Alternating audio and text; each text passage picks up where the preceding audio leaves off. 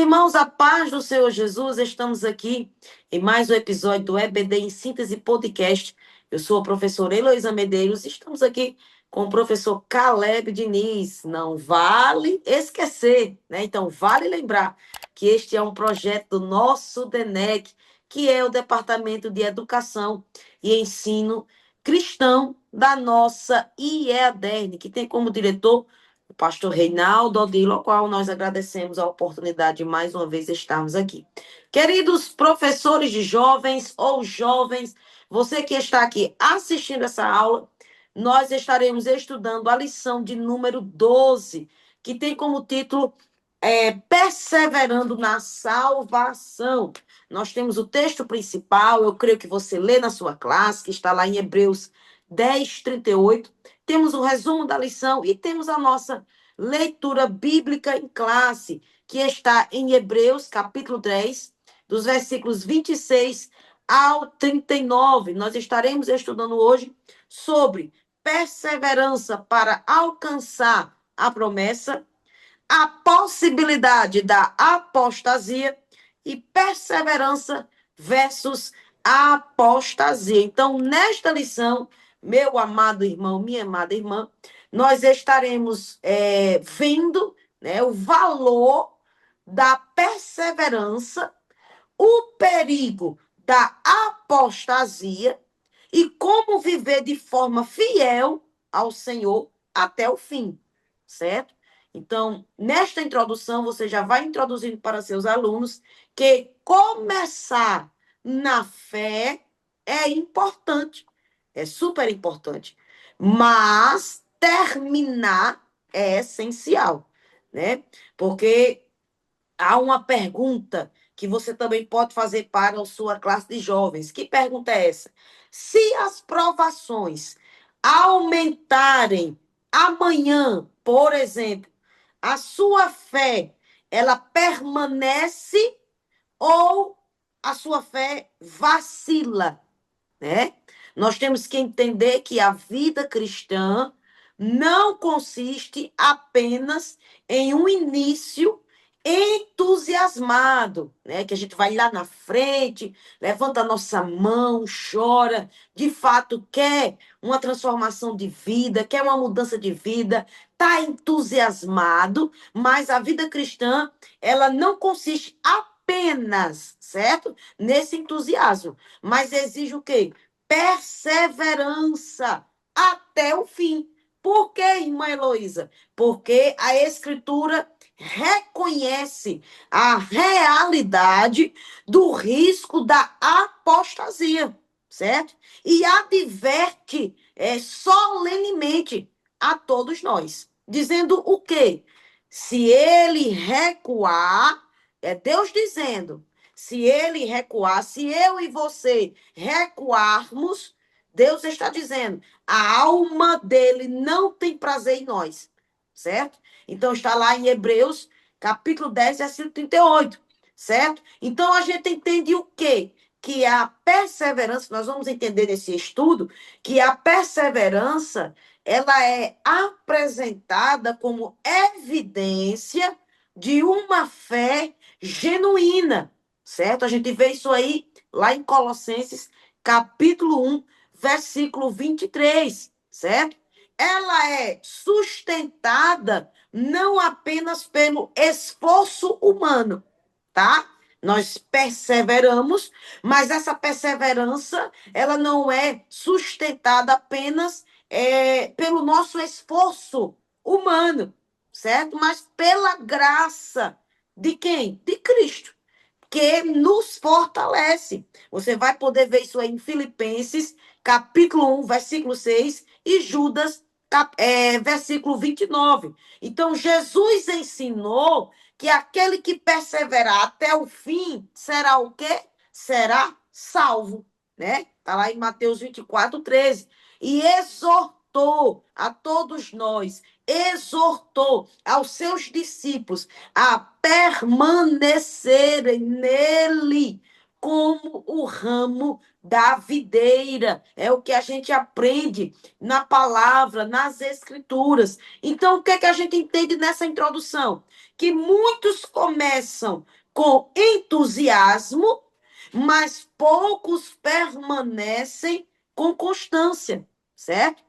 Perseverança não é emoção, mas ela é o quê? Uma decisão diária.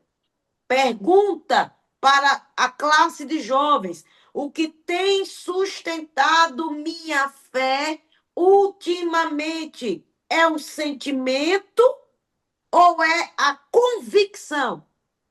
É? Então, o que é que vai sustentar a nossa fé? É a convicção de que nós somos salvos em Cristo Jesus, que nós estamos firmados nessa esperança e que um dia ele vai voltar para arrebatar a sua igreja, né? E aí, no nosso primeiro tópico, nós temos aí perseverança para alcançar a promessa. O que é que nós podemos falar, professor Caleb? Pois bem, muito bem colocado pela irmã Heloísa sobre a questão de iniciar, né? Falando, você pode trazer contextos reais de pessoas que aceitaram Jesus em condições adversas, do que é ser crente nadando contra a maré, não é? Para falar, mostrar exemplos. Como você agiria ou como deveríamos agir ali para ser crente? Quantas pessoas aceitaram Jesus em momentos de perseguição, né? Em grande tentação, e eles entenderam que a estrada é daquela forma mesmo, e eles entenderam que tinham que lutar e perseverar para manter a sua fé, ok? Então, perseverar é como se fosse uma teimosia em um determinado caminho. Você fala, não, eu vou lutar para permanecer nesse caminho. Eu vou lutar, vou permanecer, vou me estabilizar nesse caminho. E no tópico um ele vai trazer exatamente isso. Você inicia trazendo contextos do que é perseverar e depois você entra na definição mesmo do que é paciência, do que é perseverar. É importante que nós precisamos perseverar para a salvação, ok? Temos que entender e discutir com a turma que nós não somos desse mundo. Então, esse mundo não vai trabalhar o nosso favor. Não adianta você tem que trazer para os jovens que não adianta você esperar ser bem tratado nesse mundo se nós não somos desse mundo e se o mundo é anticristão. E nós temos que entender, trazer a discussão, que nós não somos aqueles que recuam e que o plano perfeito e o desafio de manter a fé até o fim. Ou seja, não adianta apenas começarmos bem, temos que terminar bem, ok? É muito triste você trazer um contexto de uma pessoa que começou muito bem, como o exemplo de Saul, né? Um chamado lindo, mas terminou de uma forma muito feia, muito trágica, e que isso é possível se você não preservar a sua fé. A fé tem que ser algo que precisa ser preservada diariamente.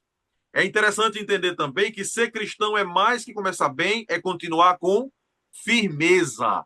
Não é isso que nós estamos tendo problema nos dias de hoje? Firmeza na fé, permanecer naquilo que você aprendeu, permanecer crente de verdade, é realmente uma guerra muito grande. Em alguns países, a perseguição ela é literalmente contra a vida do cristão. Mas existem países como o Brasil que a luta é contra a carne, contra as tentações. É uma luta contra ser crente de verdade, sem ser superficial. E nós temos 3 pontos aqui que podemos falar sobre ser cristão e ser firme. Primeiramente, nós temos um risco real, que diz assim: a apostasia, abandono da fé. O que é apostasia? É abandonar a fé. Não pense você que a apostasia é algo que vai estar distante de você. Então nós temos um risco, precisamos lutar contra a apostasia, contra o esfriamento e o distanciamento da fé, tá certo? Pois não é um mito, é um perigo consciente e letal para quem esfria. Nós não temos que brincar com o esfriamento espiritual. Sempre inicia com um esfriamento, mas depois pode chegar a uma apostasia que vamos discutir mais à frente. Precisamos ter uma defesa ativa se você é perseverante na fé. Ou seja, a perseverança não é automática, requer esforço diário, dependência absoluta do Espírito Santo. Diariamente você tem que estar, tipo como aquela leitura da ceia, examinando-se a si mesmo.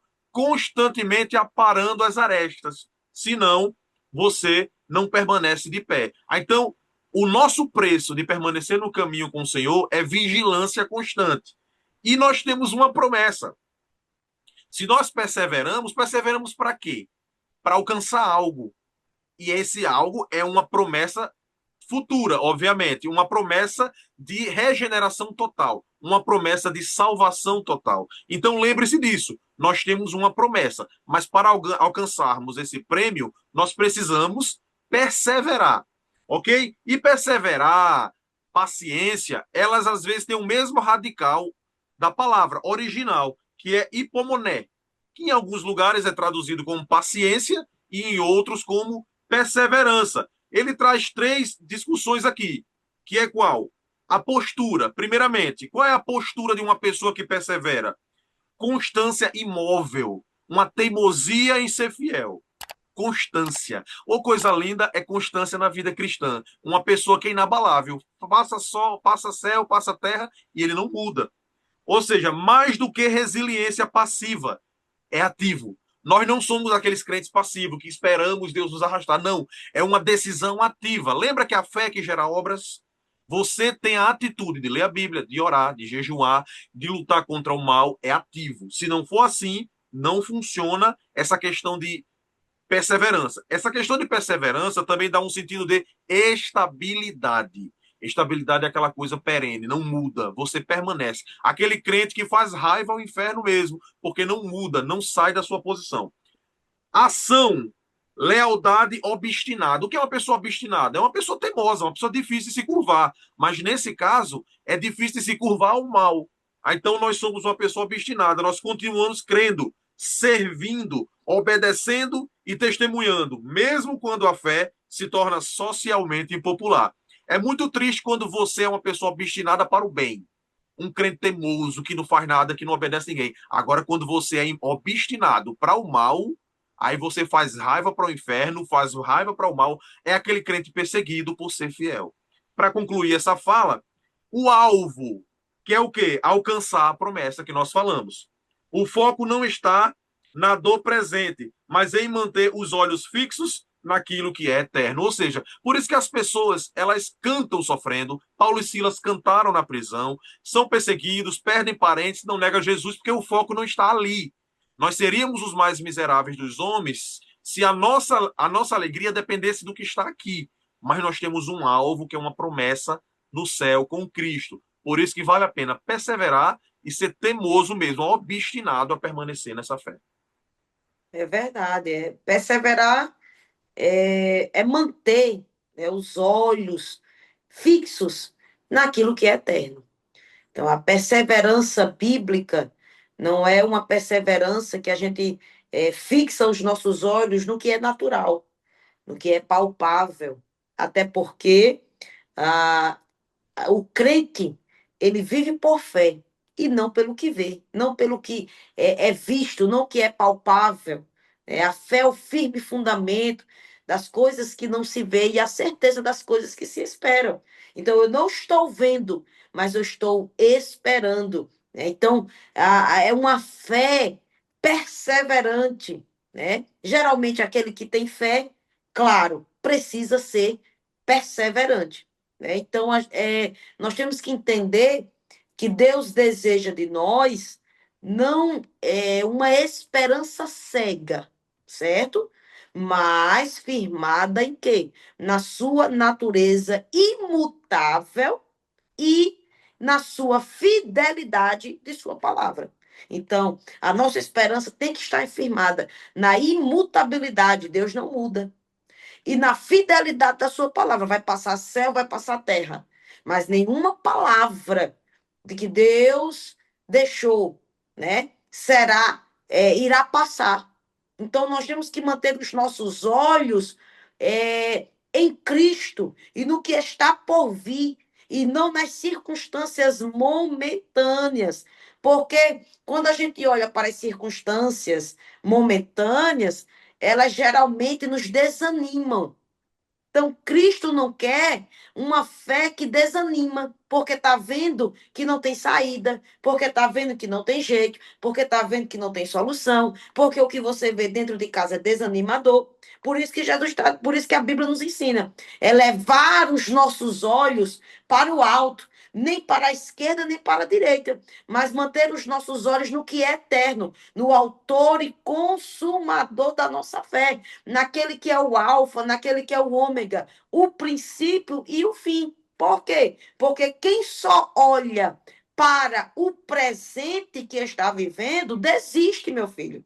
Agora, quem olha para a eternidade, permanece.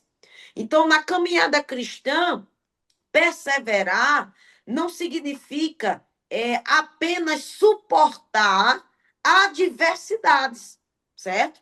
Mas manter-se firme em quem? Em Cristo. Manter-se firme porque se está alicerçado em uma esperança segura e viva. A exortação de Hebreus, ela é clara, lá em Hebreus 10, 35 e 36. Diz o quê? Não abandoneis, portanto, a vossa confiança. Ela tem grande galardão. Então, essa confiança que a Bíblia está dizendo e que nós estamos estudando nesta noite é o quê?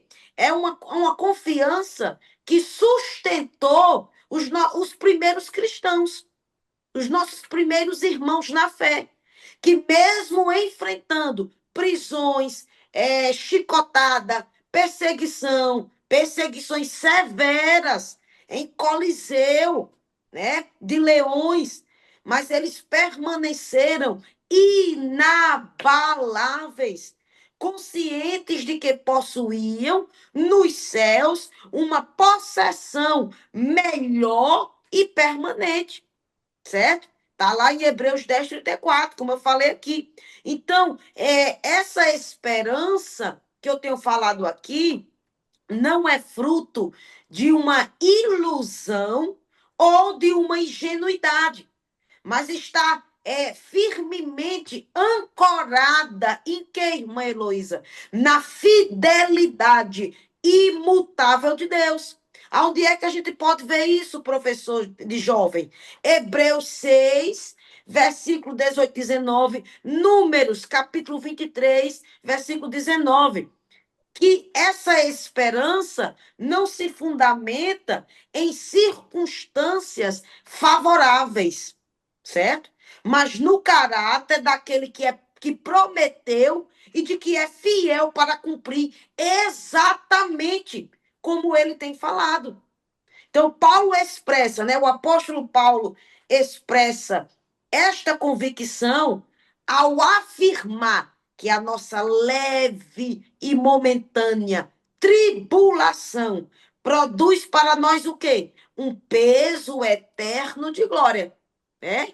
Então, perseverar é manter os olhos fixos nas promessas invisíveis, porque a gente não está vendo com os nossos olhos físicos. Eu já falei, vou repetir, porque crente não vive pelo que vê, mas vive pela fé.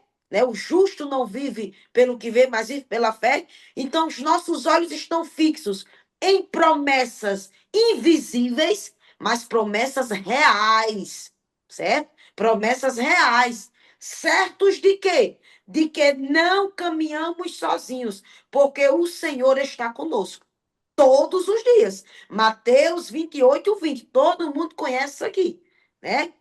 E depois todo mundo pregar o evangelho e Jesus prometeu estar conosco todos os dias, até a consumação dos séculos. Como é que Jesus está conosco, irmã Heloísa? Através do Espírito Santo.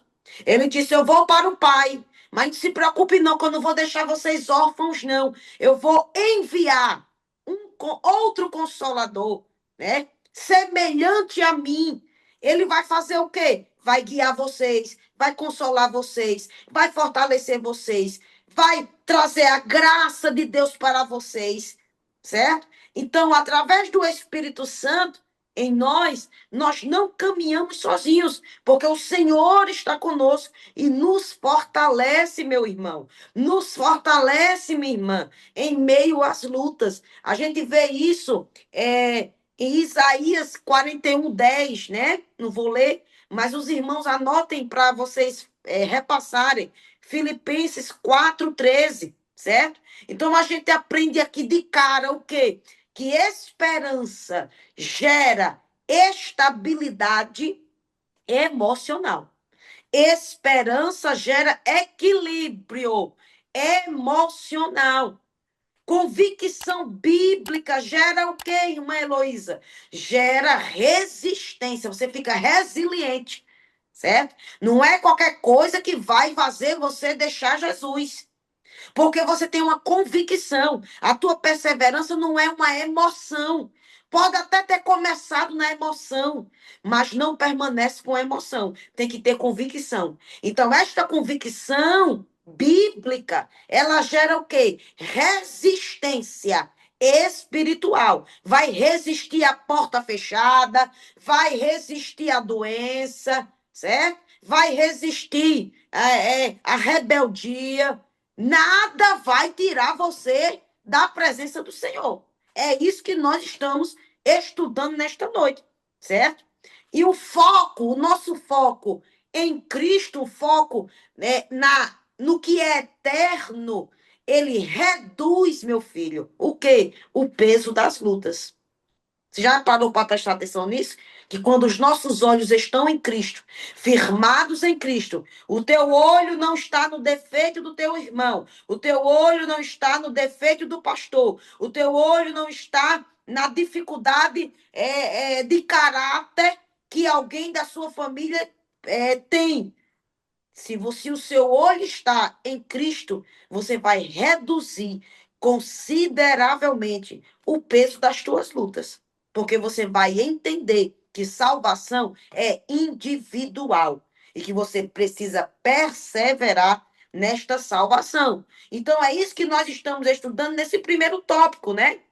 Nós estamos estudando essa perseverança para alcançar a promessa, né? Uma fé verdadeira, que é o quê? Uma fé que não que começa forte, vamos dizer assim. A fé verdadeira não é aquela que começa forte, mas uma fé verdadeira é o quê? É a que permanece fiel, é a que persevera. Essa é a fé verdadeira, meu querido. Então a gente não deve ceder às pressões culturais. Você tem que dizer isso para o professor, para a sua classe de jovens, porque o jovem está onde? O jovem da tua classe está onde? Está na universidade, sofrendo pressão cultural, sofrendo pressão ideológica, né? Muitas vezes está no meio de uma família que não é crente, de um pai que não é crente, de uma mãe que não é crente, né? De um pai que está espraguejando, de um pai que vive amaldiçoando, né? Então, a maioria dos jovens, eles estão aonde? Dentro, né? Vivenciando essas pressões culturais, certo? Mas nós não devemos ceder às pressões culturais ou às adversidades, mas continuar servindo e obedecendo. É o que a Bíblia nos ensina. Gálatas 6:9 e João, capítulo 14, 21. Então, meu querido irmão, minha querida irmã, perseverança é o quê? É disciplina espiritual, certo? Perseverança não é emoção, não é sentimento. Ai, eu estou sentindo hoje. Eu vou esperar eu sentir que eu estou perseverante. Não é assim, não. Ai, eu vou esperar sentir vontade de orar. Eu vou esperar sentir vontade de ler Bíblia. Eu vou esperar sentir vontade de ir para a igreja. Não, essa vontade, meu filho, não vai surgir da sua carne, não.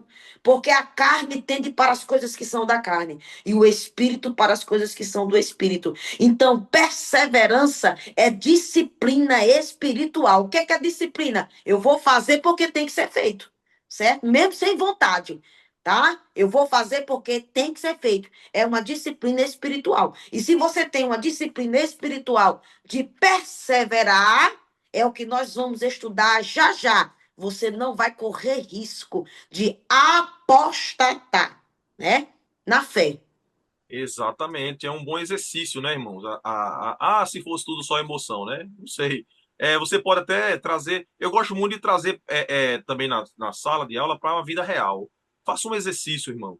Quantas pessoas bem mais emocionadas e que você julgou ser mais espiritual do que você até, bem mais, não perseveraram? É triste fazer essa análise, mas é importante porque a gente aprende com a vida que a gente está inserido. Essas pessoas, quantas pessoas que você já viu que tinha até mais conhecimento que você, mais preparo que você, aparentemente mais espiritual que você e não perseverou? Porque exatamente não é uma questão, é uma questão de consciência de estar refugiado. Você fala, não, não é uma consciência de emoção, hoje eu estou assim, não. Às vezes você está uma. Existem muitas pessoas que estão emocionadas, mas estão caídas, estão distantes. Mas na realidade é a consciência de você estar refugiado em Deus. A pessoa que tem essa consciência e persevera, ela permanece de pé. Aí você fala, já pensou, rapaz, eu tenho tantos anos de crente, estou aqui. Por quê? Porque você se refugiou, você guardou, você lutou. O que muitas pessoas às vezes não fazem. E a gente tem que ter esse cuidado. No tópico 2, ele já vai para o conceito de apostasia. Irmão, é uma tragédia. E é importante deixar claro na turma a definição de apostasia, que não é a mesma coisa de você esfriar na fé, certo? O fato do irmão perder um pouco a força para caminhar não quer dizer que ele seja um apóstata. Para ser um apóstata, irmão, ele precisa rejeitar deliberadamente, ou seja, ele precisa rejeitar conscientemente, com todas as letras, ele rejeita a Cristo, rejeita a sua obra, rejeita o Espírito Santo. Ele não acredita mais em nada. Por exemplo, quantas pessoas, infelizmente, você até já viu hoje, que são pessoas que foram da igreja e hoje estão ridicularizando os dons do Espírito, o batismo com o Espírito Santo, de que não existe, tá certo? É meio complicado você marcar quem é apóstata. Eu confesso a você que eu não sei. Mas eu sei o que dizer de o que um apóstata ele é. Porque talvez tenham pessoas que não sabem nem o que esteja dizendo. Mas o apóstata, ele renega a fé. Muitas pessoas aceitaram a Jesus e renegaram a fé em Cristo. Jesus não morreu, Jesus não salvou ninguém, Jesus não ressuscitou, não existe Espírito Santo. Quem fala isso e quem caminha por esse caminho, ele é um apóstata. Mas é importante, irmão, você chegar para a sala de aula e dizer que ninguém se transforma num apóstata da noite para o dia. Existe uma progressão, ok? Para você se transformar num apóstata.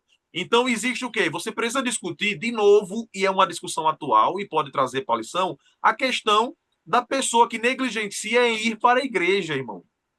Uma pessoa que acha que não é necessário, que dá para ficar em casa. Principalmente jovens que vão para a universidade, chega lá e ele, não, eu não preciso, eu já tenho a Bíblia comigo. E a gente sabe que não funciona assim.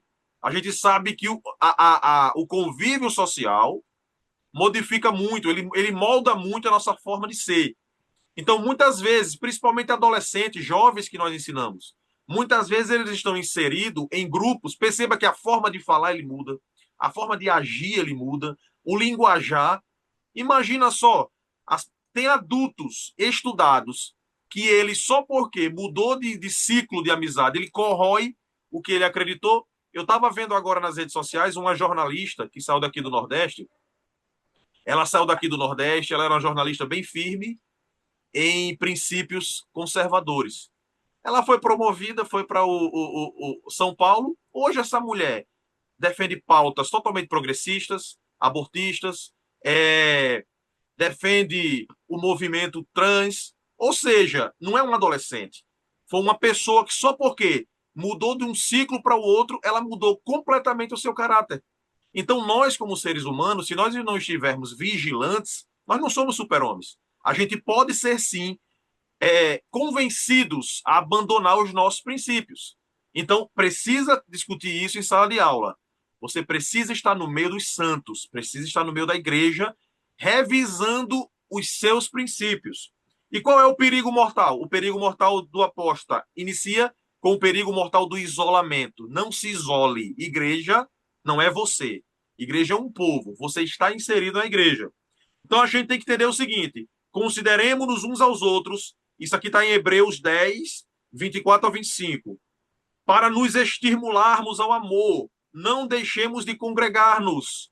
É uma necessidade, irmão. Não é porque a gente tem um clube, não. Não é porque eu quero ver o irmão porque ele é bonito, não. É porque a gente precisa se congregar para poder nos fortificarmos, aquecer a nossa fé. A gente se esquece muito fácil do que Deus diz. E qual é o sintoma do esfriamento? Primeiro sintoma, irmã Heloísa até já iniciou aí essa discussão, que é a falta de interesse pelos cultos.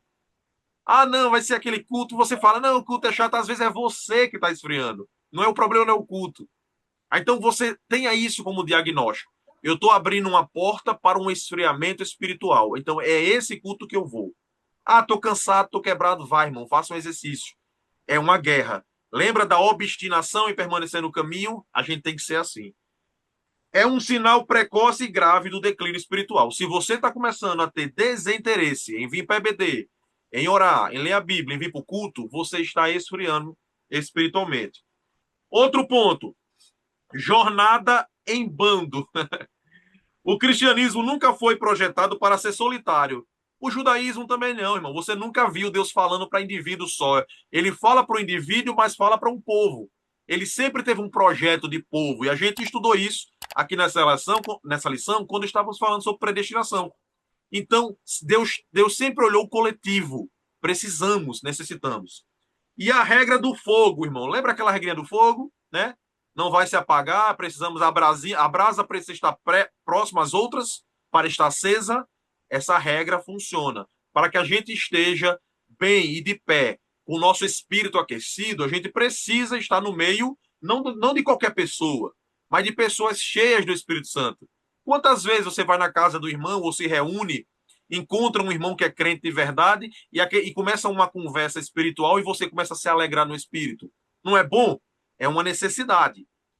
E qual é o abismo da apostasia? O que é apostasia, de novo? É o afastamento e abandono consciente e deliberado da fé que um dia foi abraçada. Hebreus 10, 26. Tem muitas pessoas aí que estão no mundo, mas quando você fala de Jesus, ele chora. Ele sente saudade. Ele não larga o pecado, mas ele sabe que está errado. Isso não é apostasia. Isso não é apostasia. Isso é um esfriamento grave da sua vida cristã. Então, o que é? É uma rejeição ativa. Lembra que a gente falou que a nossa perseverança no caminho do Senhor tem que ser ativo. Eu quero ser crente, eu vou perseverar, vou ler a Bíblia, vou orar. A apostasia também é ativa. Você ativamente decide a lutar contra e a rejeitar tudo que Jesus ele nos ensinou. E é uma rejeição intencional do evangelho. Você trabalha contra o evangelho. Isso é apostasia. Geralmente o apóstata ele tem ódio do evangelho, do que ensina a palavra. Ele despreza o evangelho. E o que não é apostasia? Não é cometer um pecado por fraqueza momentânea, ok? Não é ter dúvidas sinceras sobre a fé. Se você está tendo dúvida da sua fé, por isso que o apóstolo Paulo falou, né? Combati o bom combate, acabei a carreira, guardei a fé. Porque realmente a fé é algo que você luta para ter. Não é algo que você tem, nem sempre a sua fé está lá em cima. Então, se às vezes a sua fé está um pouco abalada, não quer dizer que você seja um apóstata. Você está passando por momentos de guerras espirituais. E por mais que a sua queda seja feia, seja uma queda escandalosa, isso também não é indicativo de apostasia. Porque você pode cair e se arrepender, tá certo?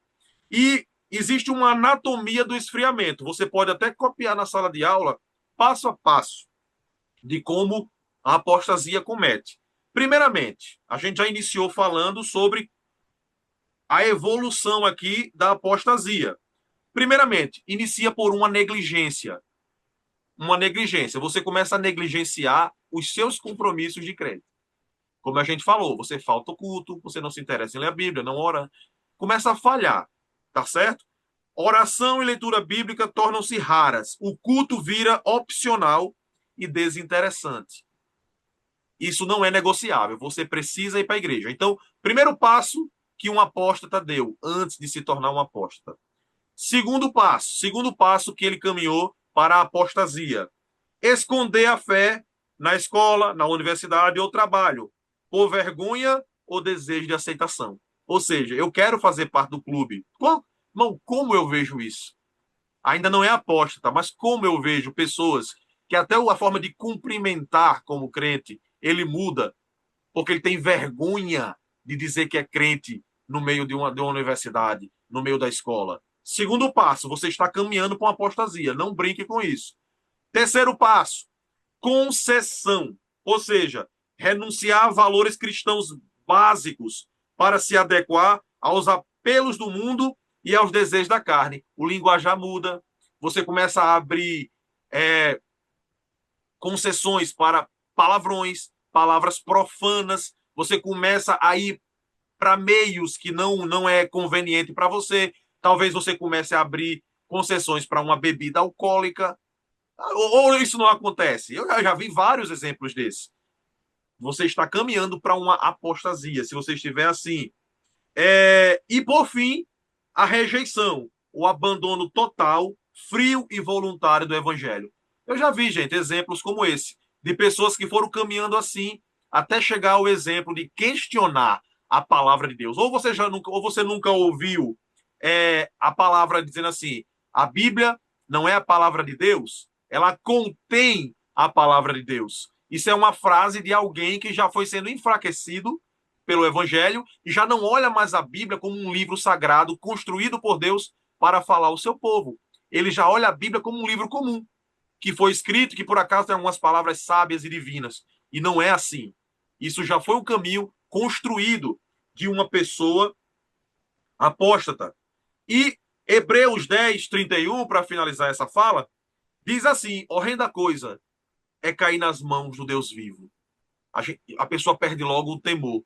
E ela cair nas mãos do Deus vivo nessa ocasião é a queda de um apóstata. Primeiramente, o apóstata, ele ataca a pessoa de Jesus.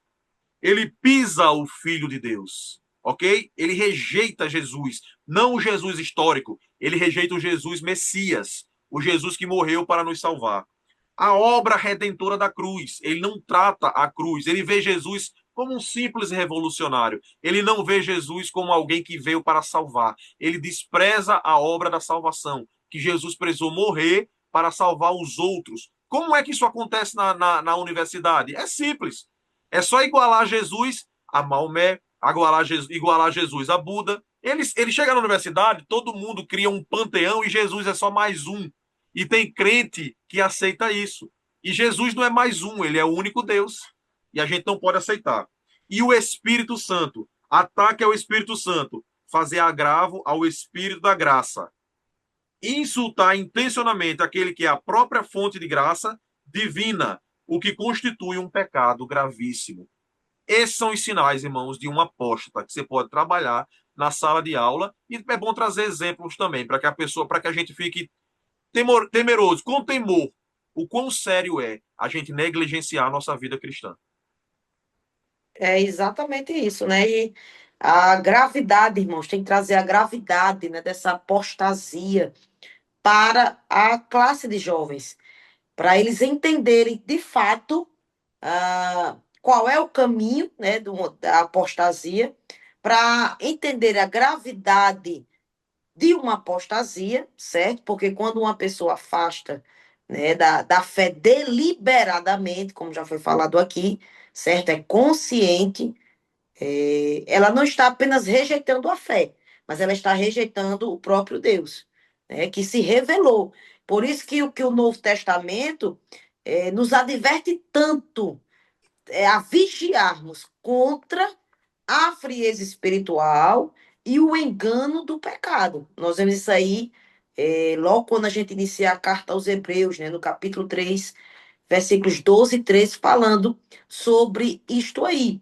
Então, apostatar não é apenas, né, discordar, por exemplo, de uma proposição doutrinária, mas é desprezar o próprio Deus, que se revelou aonde? Em Cristo Jesus. né? Então, se despreza Cristo, está desprezando também ao Deus Pai. Então, quem recebeu iluminação pela palavra e participou, né, da vida da igreja, das realidades espirituais do reino de Deus, mas decide abandonar a fé, está incorrendo em quê? Em um juízo mais severo. Por quê? Porque rejeita a única, irmãos, é a única provisão eficaz para o pecado. Está lá em Hebreus, nesse capítulo 10 que nós estamos estudando, versículos 26 a 29. Então, a Escritura, a palavra de Deus nos ensina que maior luz implica em maior responsabilidade. E que negar o Senhor após conhecê-lo é caminhar para a condenação consciente, certo? Então, nós temos que saber como evitar essa apostasia. A gente sabe o caminho de como chegar à apostasia. Agora, como é que eu devo evitar a apostasia? Que nós também já temos falado aqui, né? Porque a apostasia acontece não é do dia para a noite. Ninguém vai dormir crente e amanhece apóstata, não, certo? A apostasia, ela ocorre de forma gradual, mas ela pode ser interrompida quando o coração se volta novamente para quem? Para Deus. Então, quem vigia, quem é vigilante, permanece. Agora, quem relaxa, meu filho, recua, certo? Quem vigia permanece. Agora, quem relaxa vai recuar. Então, se por um lado, Hebreus está nos apresentando advertências severas, por outro lado, comunica firme, né? Esperança. Está nos comunicando uma firme esperança, certo? Porque o autor, já falei aqui, ele recorda, né? Que os primeiros cristãos, eles enfrentaram tribulação, afronta, tentações, certo? Tentações que o jovem enfrenta, tá? Perdas por causa de Cristo. Agora, o que foi que aconteceu com eles? Eles recuaram? Não, eles permaneceram firmes, porque sabiam que possuíam nos céus uma possessão melhor, né? E permanente, tá? Então, a lição, ela também volta os nossos olhos para como nós devemos evitar a apostasia. Como? Vida devocional constante. Vida devocional constante. Comunhão com a igreja. E cuidado com as influências, né? Porque as más amizades corrompem os bons costumes, ou as más conversações corrompem, né? Os bons costumes. Então, o que é que eu preciso ajustar urgentemente na minha vida espiritual? Depois de 2 tópicos explicados na sua sala, você vai fazer essa pergunta, né? O que é que eu preciso ajustar urgentemente na minha vida espiritual? E aqui nós já entramos em nosso terceiro tópico, que fala sobre perseverança, que nós já temos estudado, né? Versus apostasia. Porque eu já falei lá no início da aula, né? Porque o justo viverá pela fé. Então, a vida cristã, irmãos, apresenta 2 caminhos. Que caminhos são esses, irmã Heloísa? Perseverar na fé, certo? Ou recuar para a apostasia. Deus está chamando nós. Deus chama o crente para quê? Para viver pela fé.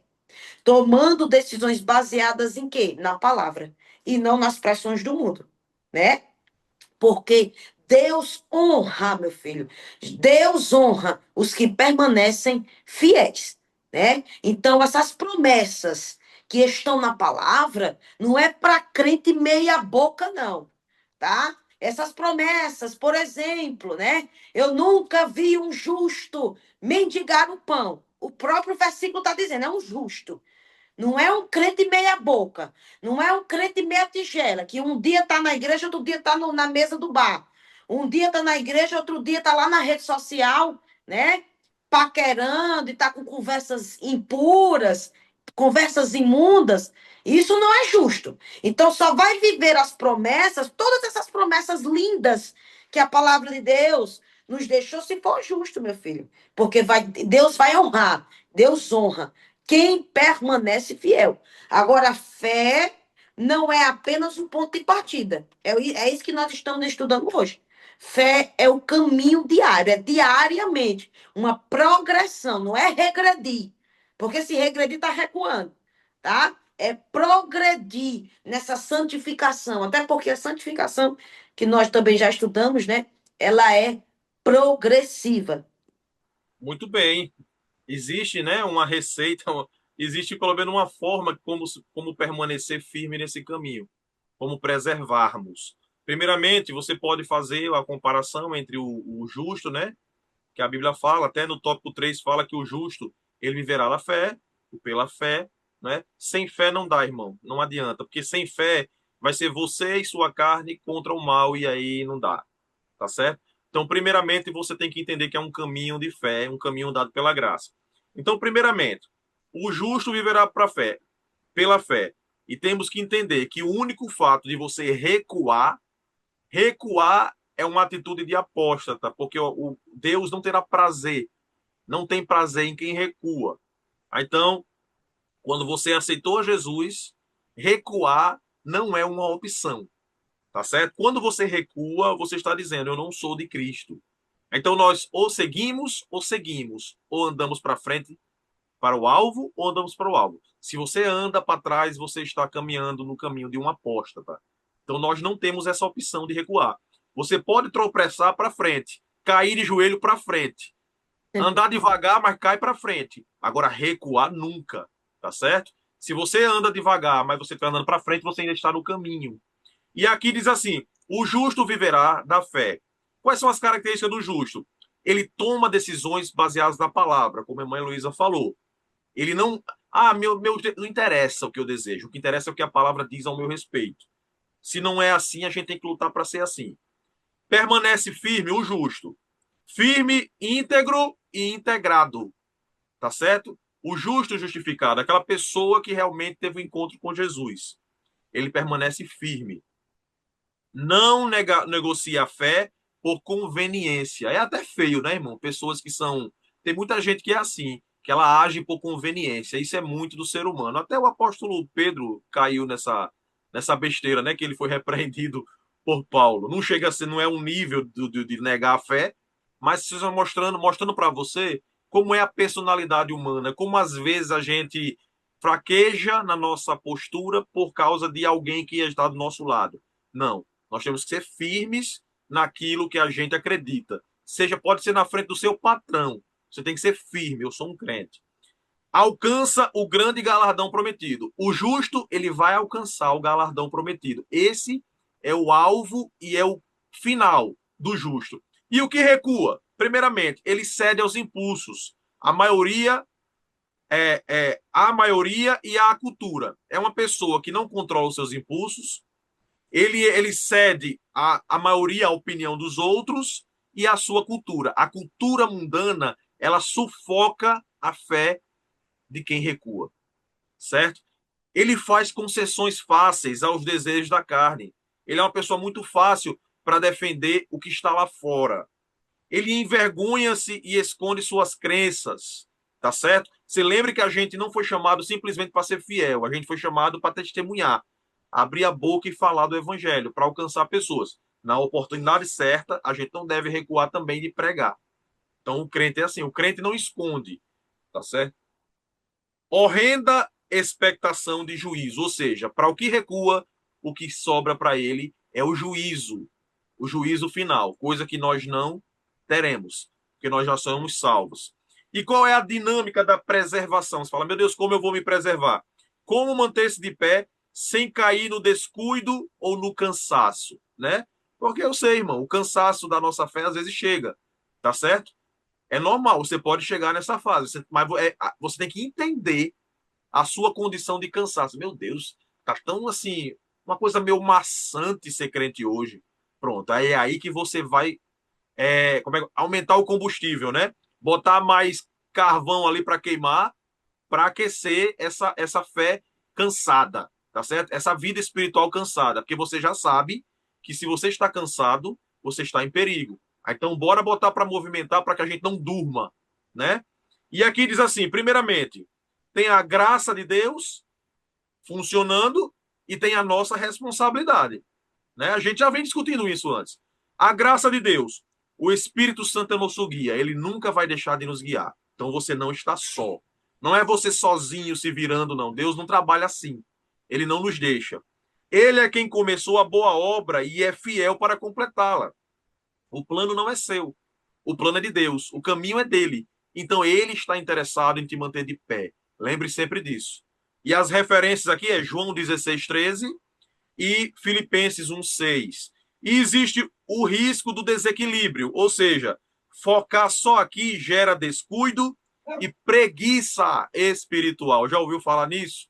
Então não foque nas circunstâncias, na família em que você está inserida, nos seus erros, foque na promessa, porque senão você desanima. Quando a pessoa vai prestar um concurso, como é que ela se instiga para estudar? Lembra do salário e da posição dele. É o que a gente tem que fazer. O que nos instiga a ser fiel a Deus? Lembrar do prêmio da salvação. E qual é a nossa responsabilidade? Precisamos vigiar e fugir do mal e nutrir a nossa fé. Isso você já sabe. Ler a Bíblia, orar, jejuar, ir para a igreja, falar da palavra de Deus. Isso é nutrir a fé. É guardar o coração e cultivar a comunhão diária, ok? Proteger o nosso coração. Olha, a gente trabalha com tem internet, redes sociais, mensagens que, ó, tá certo? Que vão manchando a nossa mente, vão nos botando para baixo, vigiando, nos protegendo disso, fugindo de meios que e de pessoas, fugindo de pessoas, se afastando de pessoas que vai ter linguajar ou atitudes que vai esfriar a nossa fé, tá certo? Risco do desequilíbrio. Focar só aqui gera frustração, orgulho ou exaustão. Então, por exemplo, se você focar só aqui, você vai ter descuido de preguiça e preguiça espiritual, como também frustração, orgulho e exaustão. Outra coisa que você pode discutir com os alunos, lembrar do seu passado. Aqui em Hebreus 10:32. Lembrai-vos, porém, dos dias passados, em que, depois de seres iluminados, suportastes grande combate de aflições. Quantas guerras você já venceu? Quantas tentações você superou? Olha para trás. Quando você olhar para frente, você vai falar: essa guerra é só mais uma. E eu vou ficar ainda mais forte e com a fé ainda mais irresistível, uma fé mais forte. Tá certo? Primeiramente, provam a fé. As dificuldades, quando você olha para o seu passado, você mostra, vê que as dificuldades que você já venceu com Cristo não foram em vão. Elas provaram que sua fé é genuína. Você fala: olha, eu tenho fé. Lembra que você não está sem fé. Se você superou obstáculos, você tem fé. Ela pode estar até um pouquinho abalada, mas você vai reacender. A fé, uma vez eu ouvi um pregador amigo meu dizer, a fé é como um músculo. Ela cresce à medida que você o exercita. E aqui diz assim também, esmagam o orgulho. Ou seja, quando você olha o passado, o sofrimento passado ensinou dependência total de Deus. Quando você olha para o passado, você vê, eu só venci, só cheguei assim pela graça de Deus, porque ele me deu combustível, porque ele me deu condição. E por fim, revelam o poder. Quando a vontade de desistir bater, olhe para trás. Veja quantas vezes Deus já te sustentou no improvável. Seu histórico com Deus é a sua genuína garantia para o futuro. Você olha para trás, aí você vê, realmente eu sou alguém que Deus tem um plano, que Deus sustentou, que Deus se interessa, alguém que realmente caminhou com Deus. E eu só estou passando por uma fase a mais que está tentando me puxar para baixo. Então lembra do seu passado com Deus, para poder ter força para o futuro com Deus também. Amém, amados. Nós já estamos aqui finalizando, né? Eu já quero finalizar aqui a minha participação. dizendo o seguinte, que está lá em Hebreus 10:39, né? Que nós, porém, não somos daqueles que se retiram para a perdição, mas daqueles que creem para a conservação da alma. Então, perseverar significa continuar, né? Confiando em Cristo, mesmo diante das pressões, das crises ou das dificuldades, né? Então, perseverança, ela é uma identidade, perseverança é identidade, certo? Permanecer é uma decisão diária, né? E a esperança é um combustível da fidelidade, certo? Então, é isso que nós aprendemos nesta lição. E eu finalizo com esta pergunta que você vai poder fazer para a sua classe de jovens. Se hoje fosse o dia da minha avaliação espiritual, eu estaria permanecendo ou recuando, né? E aí eu concluo com esta frase: perseverar na fé é essencial para alcançar a salvação. Glória a Deus, que chegamos ao fim de mais uma aula. E aqui eu já me despeço, meu amado irmão, e já repasso para o professor Caleb para suas considerações finais. Amém, meus irmãos. É isso aí. Foi um prazer estar aqui falando desse tema tão importante que é perseverar e guardar a nossa fé. Tá certo? Como a Heloísa citou aí a referência. E lembre que a salvação ela não é um evento só do passado. A nossa decisão precisa ser diária, tá certo? E essa análise precisa ser diária. Então, não recue, avance para a esperança, ele que há de vir, virá e não tardará. Há uma promessa. Amém. Glória a Deus. Meu querido irmão, que Deus abençoe sua vida, sua casa, sua família. E até a próxima lição, em nome de Jesus. Paz, A paz do Senhor. Senhor.